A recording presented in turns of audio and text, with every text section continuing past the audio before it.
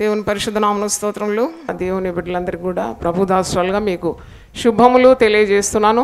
ఈ ఉపవాస ప్రార్థనకు వచ్చిన ప్రతి ఒక్కరి అవసరత దేవుడు తప్పకుండా తీరుస్తాడు. దేవునికి స్తోత్రం. ప్రార్థన చేసే వారికి మొట్టమొదటి ఆశీర్వాదం ఏంటంటే దేవుని కృప.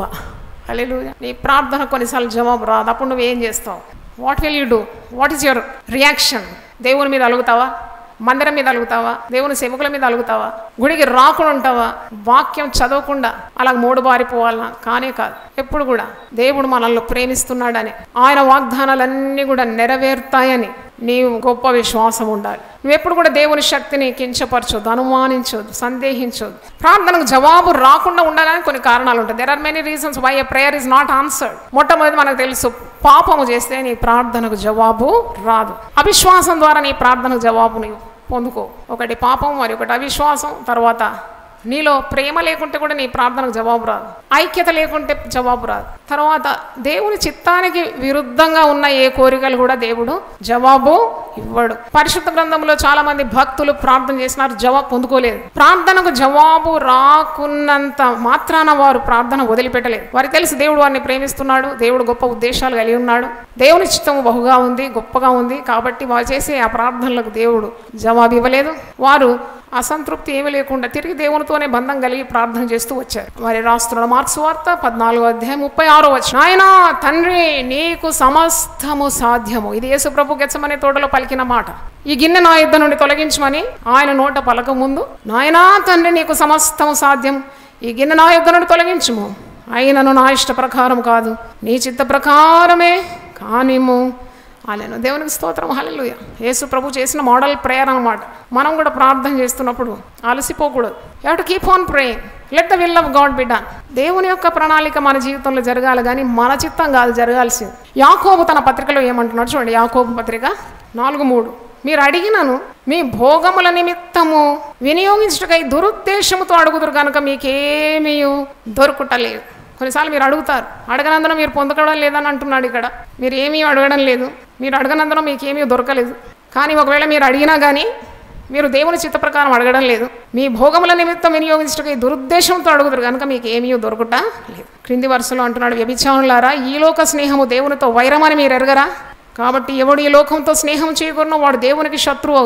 దేవుని శత్రువు అయిపోయి లోకాన్ని స్నేహించి నువ్వేమో అడుగుతుంటే దేవుడు ఇస్తాడా?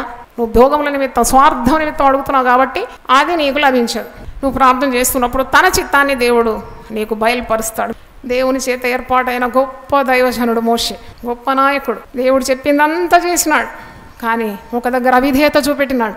ఆ బండతో మాట్లాడమన్నప్పుడు ఆ బండను ఎన్నిసార్లు కొట్టినాడు?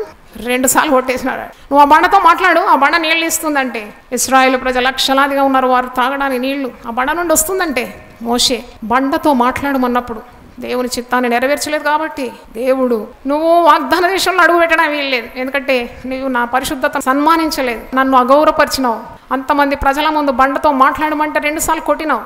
కాబట్టి నువ్వు ప్రార్థన ఎంతగా చేసినా నేను వినాను. ఆ వాగ్దాన దేశాన్ని నీ కళ్ళతో చూడు, అంతేగాని దాంట్లో అడుగు పెట్టడానికి నీకు సమ్మతి లేదు. అంటే మోషే అయినా దేవుని వదిలిపెట్టినాడా? ఆయన బ్రతుక్కాలం అంతా దేవుడు తోడుగా ఉండినాడు. ఒక ప్రార్థన జవాబు ఇవ్వనంత మాత్రాన దేవునికి దూరమేం కాలేదు. దేవుని ప్రేమించిన వాడు, అందుకే 120 సంవత్సరాలు బ్రతికినాడు.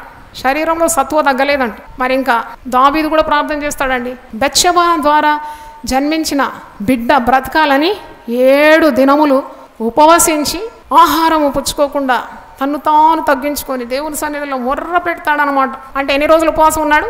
7 రోజులు బిడ్డ బ్రతకాలని. 7వ దినం మన బిడ్డ చావగా ఆయన ఉపవాసం వదులుకున్నాడు. తండ్రి నీ చిత్తము మా పట్ల నెరవేర్చమని ప్రార్థన చేయాలి. పౌలు భక్తుడు ప్రార్థించలేదా? 2 కొరింథీ 12వ అధ్యాయంలో మీరు చూస్తారు కదా, ప్రార్థన చేస్తాడు. ఆయన శరీరంలో ఒక ముళ్ళు ఉన్నది, ఆ ముళ్ళు పోవాలి, ఈ ముళ్ళు వద్దు, ఈ ముళ్ళు లేకుంటే నేను గొప్ప సేవ చేస్తాను అనుకున్నాడు. కానీ ముళ్ళుతోనే దేవుని సేవ చేయడం దేవుని చిత్తం. దేవుని స్తోత్రం. హల్లెలూయా. ముమ్మారు ప్రార్థన చేస్తాడు. ఆ ముళ్ళు ఏంటంటే బైబిల్ చరిత్రకారులు అంటారు కదా, మలేరియా జ్వరం తరచుగా ఆయనకు వచ్చేదాడు. కళ్ళు జబ్బు కళ్ళాడు, ఎప్పుడు ఊసులు కట్టేదంట, వంకరపోయిన కాళ్ళంట, బట్ట తల, చూడ్డానికి కురిపి. అపోస్తలుడైన పౌలు ప్రసంగం చేస్తుంటేనే సొమ్మ వచ్చి పడిపోయేదాడు. చాలా శరీర రుగ్మతలతో దేవుని కార్యము, దేవుని చిత్తం నెరవేర్చినాడు. దేవునికి స్తోత్రం. హల్లెలూయా. ప్రత్యక్షతలు చాలా ఉన్నాయి. పారదైసుకు సహా ఆయన వెళ్ళినాడు. 3వ ఆకాశము చూసి వచ్చినవాడు. ఆయనకు ఆ వేళ ఆత్మలో గర్విస్తాడేమో అని దేవుడు ఆయనకు ఒక ముళ్ళు పెట్టినాడు అనమాట. ఆ ముళ్ళుతో పాటు దేవుడు కృపనిచ్చి దేవుని సేవలో అద్భుతంగా వాడుకున్నాడు. దేవుడు ఎలాగో నీ ప్రార్థనకు జవాబు ఇవ్వాలి అనేది తీర్మానించేది నీవు కాదు, నేను కాదు. You are not to decide how God is going to reply to your prayer. Just depend on the will of God for every prayer. నువ్వు ప్రార్థన చేసి దేవుని చిత్తానికి వదిలిపెట్టు. తప్పకుండా ఆయనకు ఒక సమయం ఉంది, ఆయనకు ఒక కాలం ఉంది. ఆ కాలంలో నీ ప్రార్థన జవాబు ఏ విధంగా వస్తుందో అది కూడా నీకు తెలియదు. But keep praying, don't lose the fellowship with God.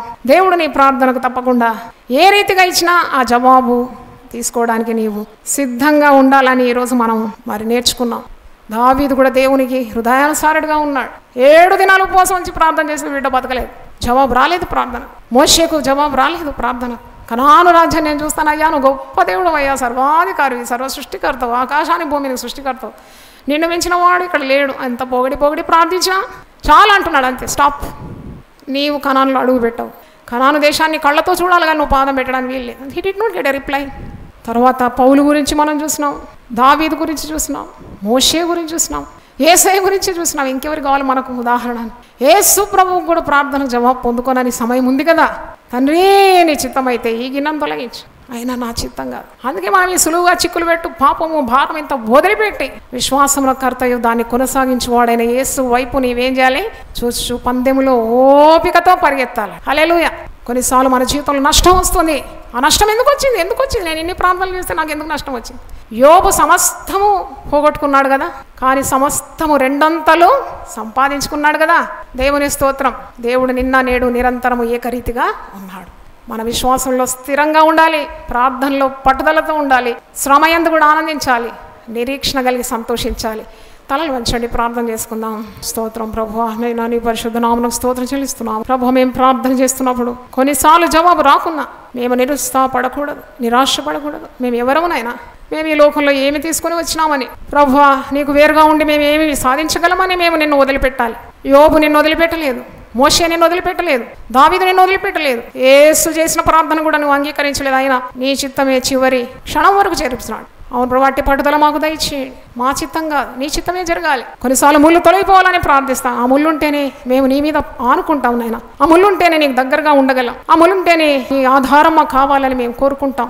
అవును ప్రభు, నువ్వు కీడు కొరకు ఏది చేయవు, మేలు కొరకే సమస్తము సమకూడి జరుగుతుంది నీ బిడ్డల పట్ల అని ఈరోజు మాతో మాట్లాడినావు నాయన.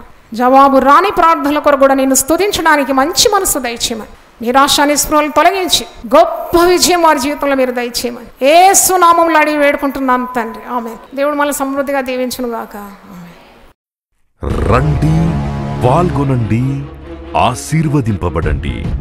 సిలువను గూర్చిన వార్త నశించుచున్న వారికి వెర్రితనము కాని రక్షింపబడుచున్న మనకు దేవుని శక్తి.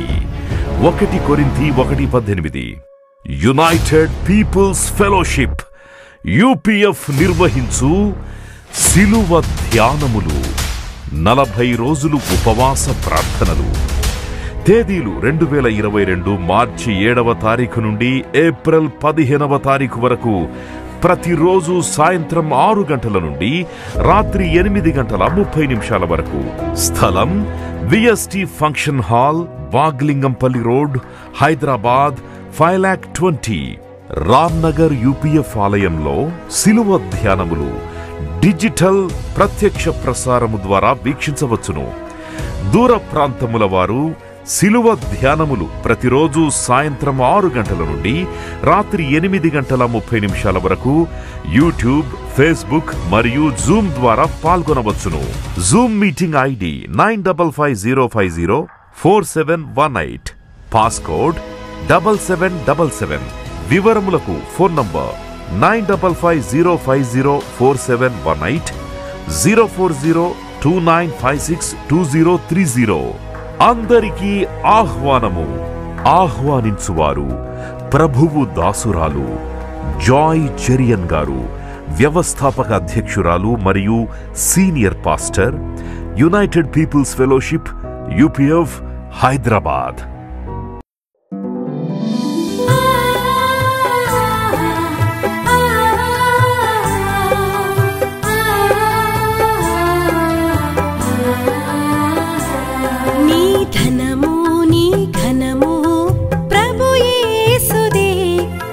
దశమా భాగమునీయ వెనుదీతు